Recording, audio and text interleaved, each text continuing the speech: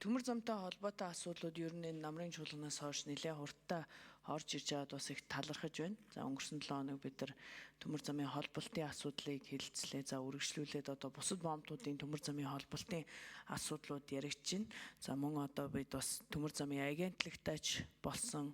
За тэгээ өнөөдөр орж ирж байгаа асуудал бас их чухал гэж харж байна. Сая Ганбат гишүүн ч гэсэн хэллээ. Ер нь бид нар олон улсын гэрээ хэлэлцээрүүдэд нэгдэх. За ялангуяа одоо далаад гарцгүй Монгол улсын хувьд бол энэ Транс Азийн төмөр замын сүлжээнд нэгдээд явах төдийгүй үүндээ бас их идэвх санаачлагтай байх нь их чухал юм болов гэж харж байна. Тэгээд энэ өнөөдрийн оруулж ирж байгаа нэмэлт өөрчлөлтийг бол жишээлбэл Иран улсын одоо зүгээс санаачлаад за түүнийг одоо ингээ батлаад явж байгаа юм байна. Цаашдаа манай Монгол улс ч гэсэн өөрөө бас энэ гэрээ хэлэлцээр дотроо альва өөрчлөлтийг бас санаачилдаг зүгээр бид нар одоо хүлээж авдаг биш цаашдаа ийм олон улсын одоо асуудлуудад санаачлагтай хандаасай гэж бас хүсмээр байна. Тэгэхээр зөвхөн өнөөдрийн өөрчлөлт гэхгүйгээр манай одоо төмөр замын агентлагтай болсон энэ бодлого маань илүү хурдцтай явж байгаа дээр Монгол улсын цаашдын экспортын бодлого, худалдааны бодлого, за эдийн засгийг илүү бэхжүүлэх бодлогод